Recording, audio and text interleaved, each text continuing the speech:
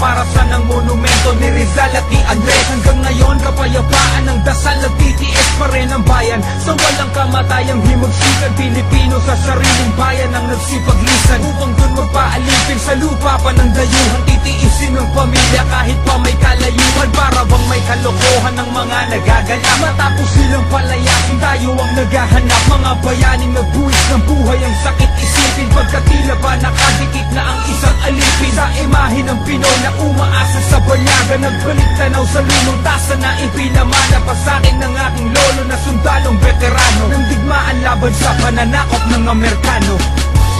Aming bayang lupain ng Pilipinas, ilan pa ba ang Pilipino ang tuluyan ng lumikas upang magpaalipin sa mga dayuhan?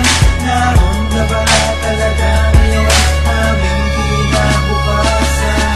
Ako ay Pilipino sa isip at sa gawa. Sanay na akong makarinig ng bata na umangawa habang ang kanilang magulang abala sa pasugalan. Kung kaya't landas ni kuya napunta sa kasukalan, kahit yata asukalan, mabait pa rin ang buhay. Nagmahal na ang bigat, pati isda, karne at tulay. Anong tunay na rason sa kabi-kabi ng krimen? Walang hustisya sapagkat kayang-kaya nilang bilhin. Kaya nilang baliktarin na ang mali magiging tama, kapalit na salabi. Nagmistulang nabibigbata, lalo pang nabipinsala ang pilas sa palabaran ng papel ng mga tunay na sanay sa pakapalan ng mukha sa katagalan. Ng pusa ay nagtabaan, nasangkot sa anomalya, hugas kamay na nagbabaan. Papalag din ng anak, ano pa nga bang aasahan sa ating bayang hikahos ang kanlang nila ang yayaman.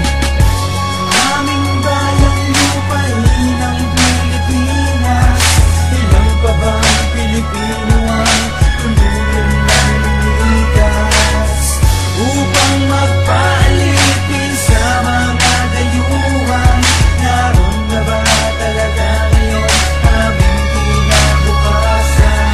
Gabi-gabi ng protesta laban sa mga pinuno, tila ba nasayang lang pamana ng mga ninuno nating nagbuwis ng buhay. Mata mo lang ang paglaya ng ating mahal na bayan na sinakop ng banyaga. Digmaan sa Mindanao, may pag-asa pa bang humupa na isa sa dahilan ay agawan lamang ng lupa. Ng dekada na ang gera, di pa rin ubos ang bala. Tila may nasa likod na siyang gumagawa ng sanas. Ang araw may tatlong tala na dilaw, pulat, bughaw. Isang bandila ng sangbayan na kay hirap matanaw. Ang pagbabago sa lipunan ng maraming nakaupo, aawit ng lupang hinirang parating nakayuko. Hahayaang tumakbo sa halalan kahit may kaso. Pag nanalo parang tubig sa isang butas na baso. Di mapapakinabangan ang tungkulin na iata. Kung nasa loob ng selva, paano maipaglalaban ng bansa?